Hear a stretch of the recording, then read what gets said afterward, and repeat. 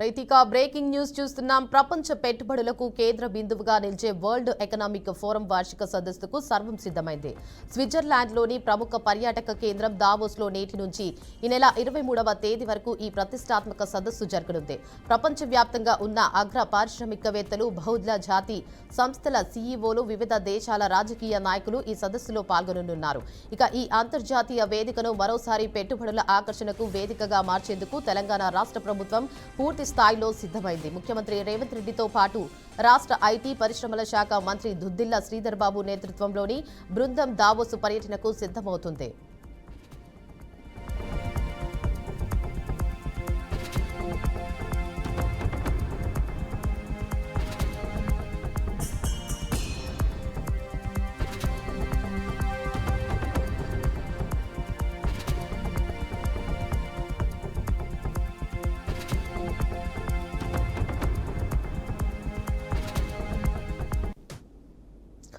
గతేడాది world economic forum వేదికగా తెలంగాణ రాష్ట్రం భారీ పెట్టుబడులను ఆకర్షించడంలో విజయవంతమైంది. IT, pharma, electronics, green energy, manufacturing రంగాల్లో అనేక కీలక ఒప్పందాలు కుదిరాయి. ఇక ఈ విజయాన్ని మరింత ముందుకు తీసుకెళ్లాలనే లక్ష్యంతో ఈసారి గతం కంటే ఎక్కువ పెట్టుబడులు సాధించాలని రాష్ట్ర ప్రభుత్వం లక్ష్యంగా పెట్టుకుంది.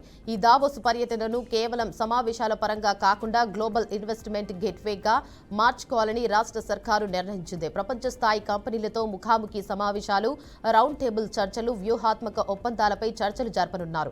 తెలంగాణలో పెట్టుబడులకు అనుకూల వాతావరణం, మౌలిక సదుపాయాలు, విధాన సంస్కరణలు, నైపుణ్యవంతమైన మానవ వనరులపై రాష్ట్ర ప్రభుత్వం ప్రత్యేకంగా వివరించనుంది.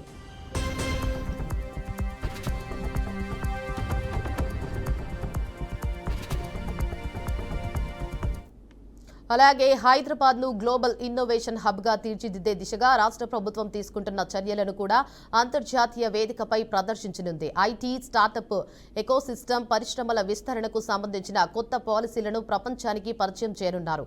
దావోస్ సదస్సు ద్వారా పెట్టుబడులు మాత్రమే కాకుండా ఉద్యోగ అవకాశాలు, సాంకేతిక పరిజ్ఞానం, అంతర్జాతీయ భాగస్వామ్యాలను రాష్ట్రానికి తీసుకురావడమే లక్ష్యంగా తెలంగాణ ప్రభుత్వం ముందుకెళ్తోంది. ఇక ఈ పర్యటన రాష్ట్ర ఆర్థిక అభివృద్ధికి కీలక మైలురాయిలుగా నిలుస్తుందని అంచనాలు వ్యక్తమవుతున్నాయి.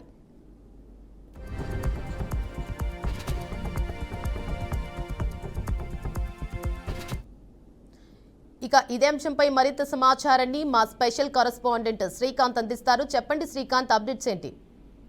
రైట్ దేవిక, ఏదైతే వరల్డ్ ఎకనామిక్ ఫోరం సంబంధించినటువంటి వార్షిక సదస్సు అనేది జనవరి 19 నుంచి 23 వరకు కూడా కొనసాగనుంది. అంటే ఇవాళ నుంచి 23 తారీఖు వరకు కూడా ఈ ఫోరం సదస్సు అనేది నిర్వహించడం జరుగుతుంది. అయితే తెలంగాణ ప్రభుత్వం ఈ సమావేశాన్ని గ్లోబల్ పెట్టుబడులు ఆకర్షించే గేట్ వేలో ఉపయోగించుకోవాలనే ప్రయత్నం చేస్తున్నట్టు తెలుస్తోంది. అయితే ఈ సదస్సుకు తెలంగాణ రాష్ట్ర ముఖ్యమంత్రి యనమల రేవంత్ రెడ్డి, అలాగే ఐటీ మంత్రి శ్రీధర్ బాబు ఈ టూర్ లో పాల్గొంటున్నారు. అయితే రాష్ట్రం గతేడాది కంటే కూడా ఎక్కువ పెట్టుబడులు ఆకర్షించే లక్ష్యంగా పెట్టుకొని అగ్ర పారిశ్రామికవేత్తలతో ముఖాముఖి సమావేశాలు, పెట్టుబడి అనుకూల విధానాలపై అంతర్జాతీయ ప్రచారం చేయాలంటూ కూడా ప్రణాళిక చేసినట్టు తెలుస్తోంది. ఈ అంశానికి సంబంధించి ఈ టూర్ కు సంబంధించి ఆర్థిక, రాజకీయ, సామాజిక కోణాల్లో మనం మాట్లాడుకోవాల్సిన అవసరం ఉంది. అయితే ఇక్కడ మనం క్లియర్ ఒక ప్రశ్న మనం చూసుకోవాల్సిన అవసరం ఉంటుంది. ఈ టూర్ వల్ల సానుకూలంగా తెలంగాణ రాష్ట్రానికి కలిగే ప్రయోజనాలు ఏంటి అనే ఒక అంశాన్ని మనం విశ్లేషించాల్సిన అవసరం ఉంది. కాబట్టి ఈ సదస్సు తెలంగాణకు గ్లోబల్ ఇన్వెస్టర్లతో సంబంధాలు బలోపేతం చేస్తున్నట్టు కూడా తెలంగాణ గవర్నమెంట్ చెప్తా ఉంది. గతంలో తెలంగాణ, భారతదేశం ఇలాంటి ఫోరంల ద్వారా భారీ పెట్టుబడులు ఆకర్షించిందని కూడా గుర్తు చేసింది. అయితే ఉదాహరణకు 2023లో WEF లో భారతదేశం 10 బిలియన్లకు పైగా MOUలు సంబంధించింది. అంటే పెట్టుబడుల ఆకర్షణ పెరుగుదలని, అంటే దావోస్ వేదికగా తెలంగాణను గ్లోబల్ ఇన్వెస్టర్ల ముందు ఆకర్షణీయ గేట్వేలో చూపిస్తూ రాష్ట్రం IT, pharma, Biotech, semi conductors వంటి రంగాల్లో పెట్టుబడులు ఆకర్షించాలని కూడా లక్ష్యంగా పెట్టుకున్నట్టు తెలుస్తుంది. అయితే గత ఏడాది కంటే ఎక్కువ పెట్టుబడులు, అంటే ఉదాహరణకు 1 లక్ష కోట్లు లక్ష్యంగా పెట్టుకొని కూడా ఆ సమావేశానికి వెళ్తున్న పరిస్థితి వస్తున్నాయి. అయితే ఇది ఉద్యోగాల సృష్టి, లక్షలాది ఉద్యోగాలు, జీడీపీ పెరుగుదల కూడా దారితీస్తుందని చెప్పి కూడా మాట్లాడుతున్నాయి. అయితే ఉదాహరణకు ఇంకొక అంశం ఇక్కడ చూసుకోవచ్చు మనం. 2024లో తెలంగాణ ఐటీ రంగంలో 5 బిలియన్ల పెట్టుబడులు ఆకర్షించింది. ఇది WEF ప్రభావం వల్ల అంటూ కూడా చెప్పుకొచ్చే ప్రయత్నం చేస్తుంది తెలంగాణ రాష్ట్ర ప్రభుత్వం. అయితే అంతర్జాతీయ వేదికగా ప్రచారం, బ్రాండింగ్, అంటే గ్లోబల్ విజిబిలిటీ, తెలంగాణ పెట్టుబడి అనుకూల విధానాలకు సంబంధించి ఏదైతే ప్రపంచవ్యాప్తంగా ఒక ప్రచారం, ఏదైతే TS, iPASS, single window clearance system, tax incentives పై ప్రపంచవ్యాప్తంగా ఒక ప్రచారం జరుగుతున్న నేపథ్యంలో సీఎం రేవంత్ రెడ్డి, మంత్రి శ్రీధర్ బాబు అగ్ర కంపెనీలు అయితే గూగుల్, మైక్రోసాఫ్ట్, టాటా నుంచి సీఓలతో సమావేశం నిర్వహించి ఇది రాష్ట్ర ఇమేజ్ ను మెరుగుపరిచే విధంగా భవిష్యత్ ఇన్వెస్ట్మెంట్ పైప్ లైన్ అంటే బలోపేతం చేస్తున్నట్టు కూడా వాళ్ళు చెప్పే ప్రయత్నం చేస్తున్నారు. భారతదేశం డబ్ల్యూఈఎఫ్ లో గ్రోత్ ఇంజిన్ గా చూపబడుతుందంటూ కూడా తెలంగాణ దీనికి భాగస్వామ్యం అవడం గొప్ప విషయం అంటూ వాళ్ళు చెప్పే ప్రయత్నం చేస్తారు. అయితే ఇక్కడ రాజకీయంగా డిప్లొమాటిక్ ప్రయోజనం కూడా మనం ఒకసారి చూసుకోవాల్సిన అవసరం ఉంది.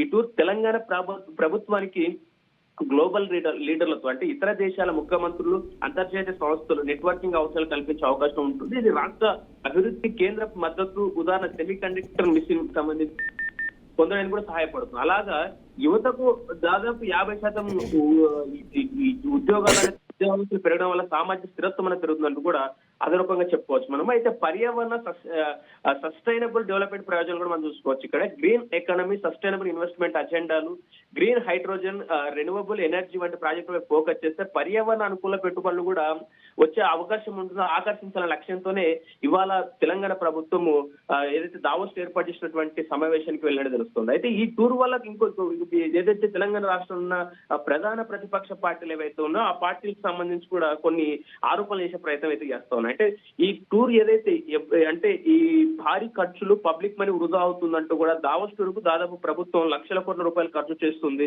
డెలిగేషన్, లాబింగ్ ఇవన్నీ కూడా ప్రచారం అనేది వాళ్ళు చెప్పే ప్రయత్నం చేస్తున్నారు. అయితే అంటే డబ్ల్యూఈఎఫ్ లో సభ్యత్వం కొరకు 50 బిలియన్ల నుంచి 6 లక్షల వరకు కూడా ఉంటున్నట్టు కూడా చెప్పే ప్రయత్నం చేస్తున్నారు. అయితే అదనంగా ట్రావెల్ ఖర్చులు ఇది పేదలకు వైద్య విద్య వంటి అవసరాలపై కూడా ప్రభావం చూపిస్తుంది అంటూ కూడా మాట్లాడే పరిస్థితి చూస్తున్నాం ప్రతిపక్ష పార్టీలు. అయితే 2023లో అంటే వాళ్ళు ఉదాహరణలు కూడా అంటే ఉదాహరణలు ఇస్తూ కూడా మాట్లాడుతున్న పరిస్థితి చూస్తాను. అంటే 2023లో కర్ణాటక ప్రభుత్వం డబ్ల్యూఈఎఫ్ కి వెళ్లి 10 కోట్లు ఖర్చు చేసి కేవలం 2,000 కోట్ల ఎంయూలు మాత్రం పొందింది. చాలా కూడా ఇంకా ఇంప్లిమెంట్ కాలేదు. తెలంగాణలో ఇప్పటికే రైతుల సమస్యలు, కరువు రుణాలు ఇలా ఇంకా చాలా సమస్యలు ఉన్నాయి. ఇలాంటి ఖర్చు అనేది కూడా అంటే టూర్ కు వెళ్లి రావడానికి ఖర్చుకు సంబంధించి కొంత విమర్శలు చేస్తున్న పరిస్థితి వస్తాను. అలాగే అన్సర్టైన్ అవుట్కమ్స్, అలాగే ఇంప్లిమెంటేషన్ రిస్క్ అంటే గతేడాది కంటే ఎక్కువ పెట్టుబడి లక్ష్యంగా పెట్టుకున్నప్పటికీ చాలా ఎంఓయూలు కాగితం మీదే ఉంటాయి. ఉదాహరణకు తెలంగాణలో 2022-23లో 4 లక్షల కోట్ల ఎంఓయూలు సంపాదించారు, కానీ 30% మాత్రం ఇంప్లిమెంట్ అయ్యాయి. అంటే గ్లోబల్ ఆర్థిక అనిశ్చితి, ఇంప్లిమేషన్, జియో పొలిటికల్ టెన్షన్స్ వాళ్ళు ఇన్వెస్టర్లు జాగ్రత్తలు తీసుకుంటూ ఉంటారు. కాబట్టి అలాగే పెట్టుబడులు వచ్చినా అవి హైటెక్ రంగాల్లో మాత్రం ఉంటే గ్రామీణ ప్రాంతాలకు అంటే తెలంగాణలో 60% కూడా గ్రామీణ జనాభా ఎక్కువ ఉంటుంది. కాబట్టి అలాంటి గ్రామీణ ప్రాంతాలకు నష్టం జరుగుతున్నట్టు కూడా కొంత అనలిస్టులు సైతం అంటే విశ్లేషకులు సైతం మాట్లాడుతున్న పరిస్థితి మనం చూస్తున్నాం. సామాజికంగా పర్యావరణ అసమానతలు అంటే పెట్టుబడులు ఆకర్షించడం, భూసేకరణలు, లేబర్ ఎక్స్ప్లాయిటేషన్ పెరగవచ్చు అనేది కూడా చెప్తున్నప్పటికీ ఈ హైదరాబాద్ చుట్టూ ఫార్మా పార్కుల వల్ల పర్యావరణ కాలుష్యం, ముఖ్యంగా వాస్తు నీటి సమస్యలు పెరుగుతా ఉన్నాయంటూ కూడా ఇక్కడ పలు రకాలుగా అంటే ప్రభుత్వం ఏదైతే దీనికి సంబంధించి ముందుకెళ్లి పెట్టుబడులు తీసుకొచ్చి రాష్ట్రాన్ని ఎన్ని రకాలుగా అభివృద్ధి చేద్దాము అని చెప్పి ఏ ధోరణి ఆలోచించి సమావేశాలకు అటెండ్ అవుతుందో అట్ ద సేమ్ టైం దానికి సంబంధించిన కొన్ని ఉదాహరణలు తీసుకొని కూడా ఈ టూర్ వల్ల ఇలాంటి నష్టం కూడా ఉంది, దీన్ని ఎలా భర్తీ చేస్తున్నట్టు కూడా ప్రతిపక్షం ప్రశ్న పరిస్థితి మనం చూస్తా ఉన్నాం. Devika, right, thank you for the update Srikanth.